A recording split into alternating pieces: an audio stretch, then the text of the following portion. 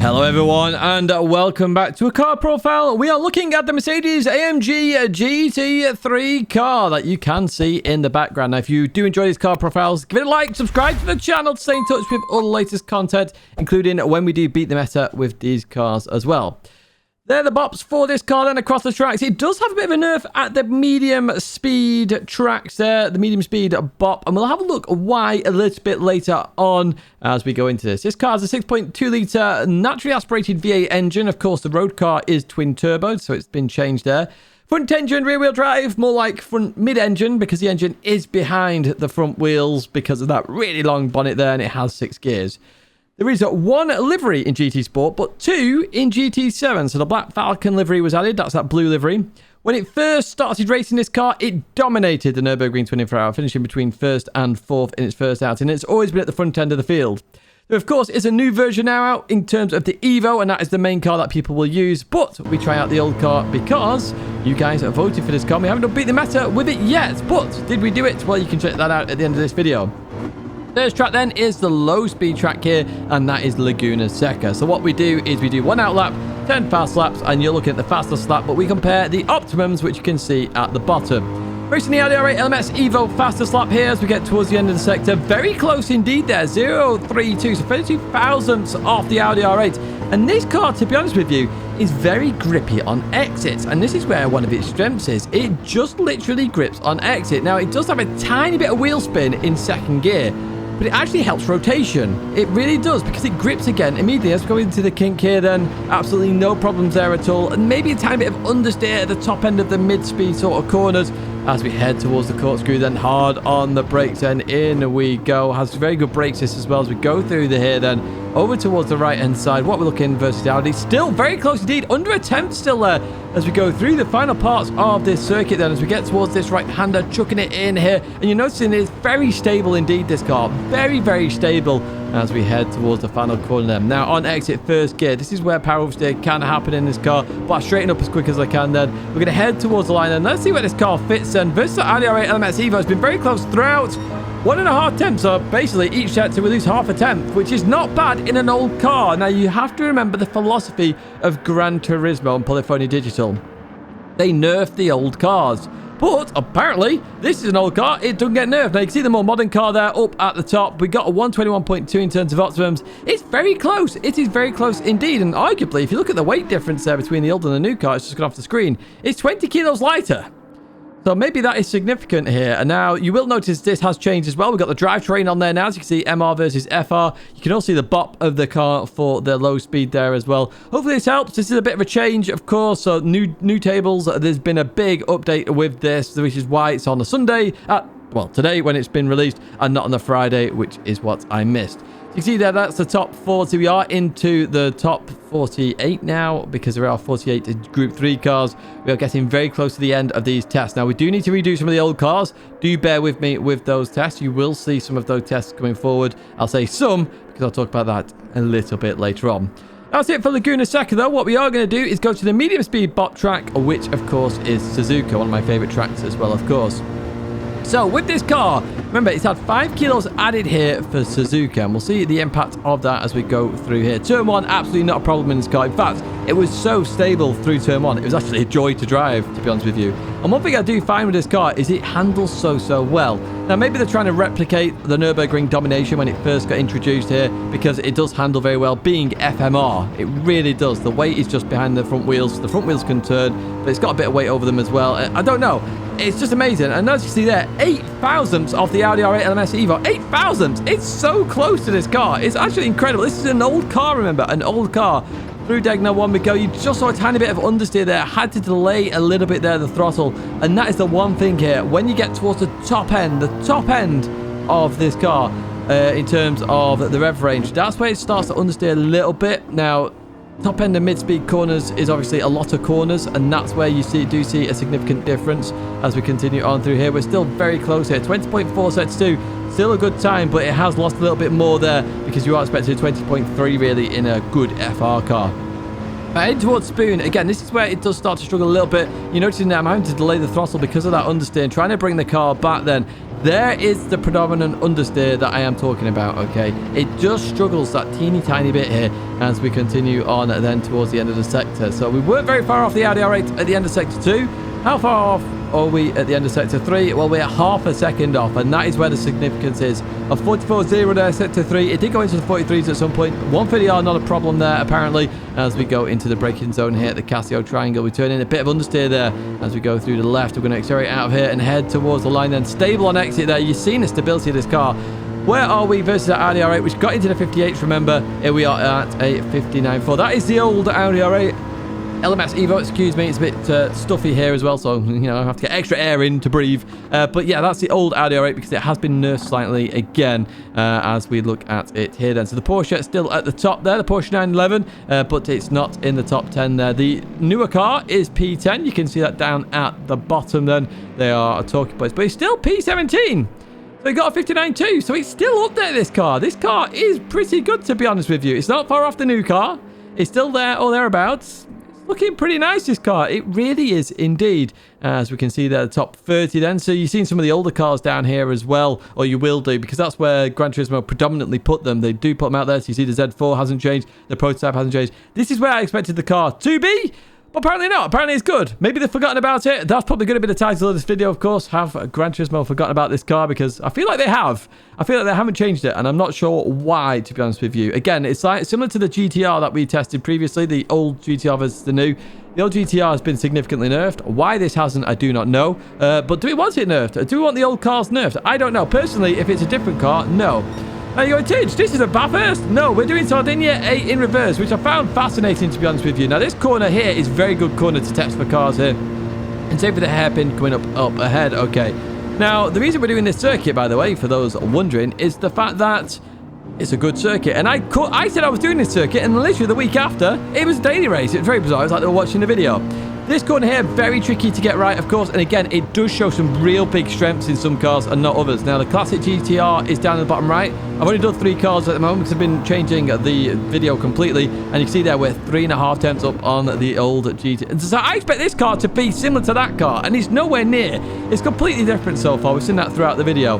Good exit on here then. So this is a long straight. I am wondering where to get the speed here on this circuit, whether it's just before turn 1, where we lift, or at the end of this one. I'm still debating that, but we will see. Obviously, the top speeds aren't going to be as high here. It could even be the fuel test, potentially, where we do pick out the top speed. But do leave that one with me as we continue on through here then.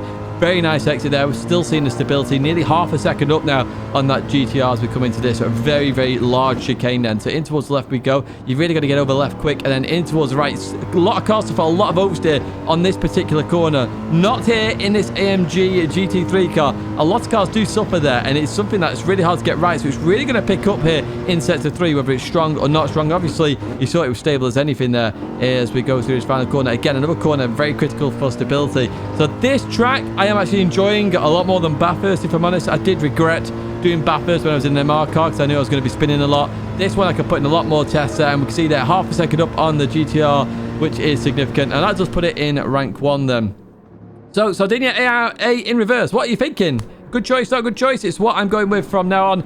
3 cars there. Now, with these tests, and you can see they're nearly into the 39s, I'm actually going to be doing quite a few of the old cars in advance. So you're not going to see the videos of the old cars here. I'm just going to whack them in because they haven't been changed. I'm going to do the tests and just get them on the board so you've got a layout of the land in terms of that. Then some of the newer cars, of course, that have had updates, we will put them in. Okay, so here we are with the fuel saving test. What's it like on fuel? So top left and bottom left, we are on automatic. Fuel map 3, it's revving to the limit.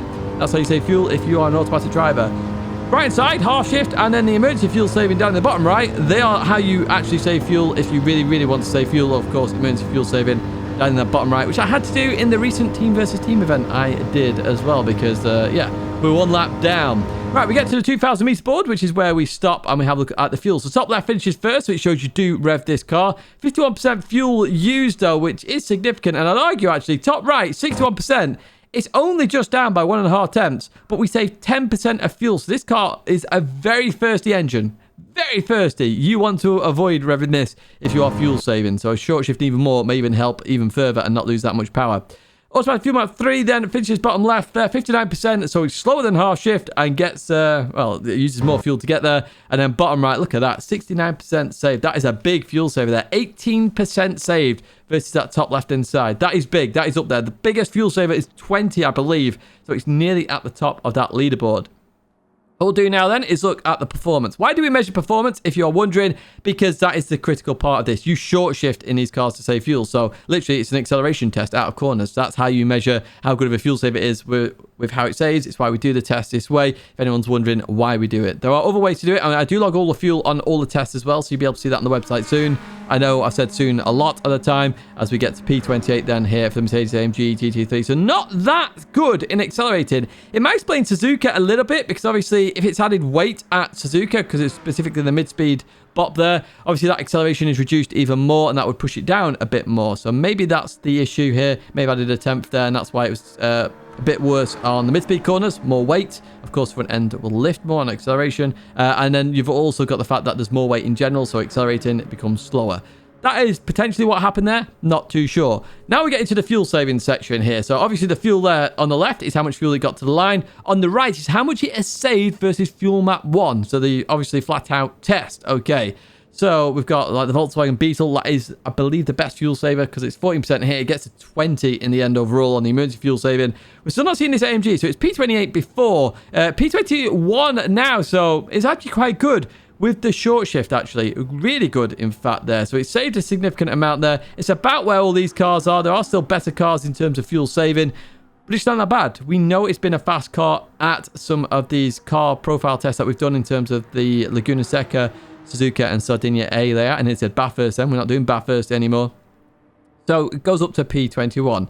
We are going to go now to, of course, Fuel Map 3 Automatic. So that's maximum res on Fuel Map 3. We're going to see where it fits here. I'm not expecting it to do well because obviously we saw that maximum revs, it goes down in performance a little bit versus other cars. It's still the quickest way to do this car. It just loses performance versus the fuel it uses. So we start in the P20 then, as you see the older Audi R8 down there in P20, 62% fuel it got to the line with. Not in the top 30, so it's dropped. So even P28 downwards. So really cutting this engine is very thirsty. And yeah, basically if you cut the power, it drops in performance. And you can see that right there, apparently, as we go down to P31 from P28. And literally 59%, it's not that good. This is not a car you drive if you are an automatic driver, is what we're seeing right there. It is not at all. So we are seeing here the end of the Fuel Map 3 Automatic. Can't believe we've got 50 on the board now. It seems incredible. As we go to the half shift then. So this is the emergency fuel saving. We saw this car with the half shift doing very well. I think it was P21 from memory. I know I've just seen it, but we are talking as we go here, looking at the numbers. So it's not in the top 20 there then. So it's not P20 and below. So it's not improved there in terms of the emergency fuel saving. I imagine it goes down a bit because, yes, a tiny bit. Tiniest a bit there. But half shift does help a lot in terms of fuel saving in this car. It's not an automatic car driving. In fact, it's very similar to the newer car there, looking at the Evo. It's right next to it, which is a bit bizarre, to be honest with you. Maybe they've done that on purpose. I don't know if it's 1% out, of course, or literally the time is very close together. It's usually either a timing error because it's 60 frames per second, or alternatively, it's just the fact that I turned a slight bit earlier as I come out the pits. That's all it is. I do try and follow the same line each time, but obviously I'm human. I can't do everything to 100% accuracy. I just try and get as close as I can as humanly possible. Right, we go to a tyre test now. So this is done on a low-speed bop, of course, and we're at Sardinia C in reverse. I apparently like Sardinia in reverse, but here we are. It's a good track to test because we can do many laps very quickly. Obviously, it's open to human error, of course, with late braking, turning, oversteer potential. But here we are on lap number 5, which is normally the average, to be honest with you. If you've been watching these throughout, lap 5 is the average, but we've got a lot of tyre there left down in that bottom left-hand side. So we're going to normally run out here in a lot of cars, but we continue on. We continue on with this test. Now, we know we're probably not going to get to lap number 6, or at least the start of it, because otherwise I would have started it on lap 6, as you are very well aware here, as we come in towards the end of lap. Those tyres coming down very significantly here as we go through this right-hander, and we've just lost that front left then. So the weight over that front really does impact tyre wear then. We're seeing that because it really used it a lot, but obviously on exits, we're not oversteering that much because we know stability. So let's have a look at some of these. There's not going to be a top speed leaderboard here because, again, I'm making some adjustments there and understanding where I'm going to do that best. But you can see that Toyota Supra GT 500, the old car at the top. We do see a lot of old cars actually towards the front here. It's a bit of a weird one, to be honest with you. But P18, not too shabby at all. Not too shabby at all. It's where a lot of the old cars are. It's actually slower or worse on tyres than the new Evo. It really is, which is interesting because it's got less weight. So make that of what you will. So previously, weight was a predominantly major factor in terms of tyre wear. It appears not so much now, and there's more to it. Could be human error though as well, but I definitely think weight is not the main factor anymore. It's definitely a factor still, but not the main factor, of course. I think it's more to do with performance. If we get to the end there, the MR cars obviously being the worst because both our R8s there at the end. My poor Audis. Oh, but hey, Audi are looking like they're going to qualify for the Manufacturer Series. The first time since I qualified with them. Right, in summary then, it's not made the top 10. We can see the top 10 there. The Porsche still leading the way from the Audi. They both need to be retested, of course. In fact, every car on that leaderboard needs to be retested. But they are making those minute changes, remember.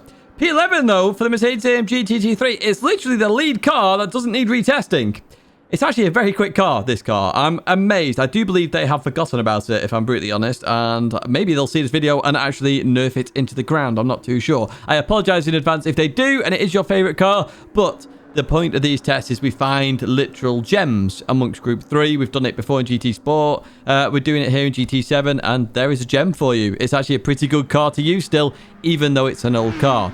That is the end of the Group 3 car profiles in the summary then. It doesn't include the high-speed test either, just to clarify that, because obviously we need everyone to have high-speed test to have it, so they are not taken into account for now. But in terms of the car profiles, this video is over. Let me just give you an update in terms of what's happening going forward. Group 4 is going to start pretty much immediately now as well. So you're going to start seeing some Group 4 car profile tests, which I know a lot of you have been after. In addition, the car profiles sometimes may be on a Sunday. If they're not on a Friday, it will be a Sunday. And that does mean that a beat of the meta isn't happening on a Sunday. It's summer at the moment and it's very, very hot. So I do want to enjoy the weather a little bit more. So you may see that happen. Do let me know of your thoughts in terms of Sardinia A layout in reverse, because I enjoy that track. I think it does show some strengths and weaknesses in some cars, and I think it will actually help improve the tests amongst all the cars. What are your thoughts about this AMG as well? A very interesting car. Now, if you have enjoyed this, as always, do give it a like and do subscribe to the channel. And in terms of that AMG, you can see if I did do beat the meta right now there. Or you can check out another car profile. All the car profiles are in the description as well if you want to check out a particular car. But I have two companies in the description as well you can check out. GT Amiga and Fanatec. They help me out massively. If you use my code or the links, I will get a kickback as well, and it does help out the channel. A big thank you for watching as always, and I hope to see you in another video or live stream again very soon.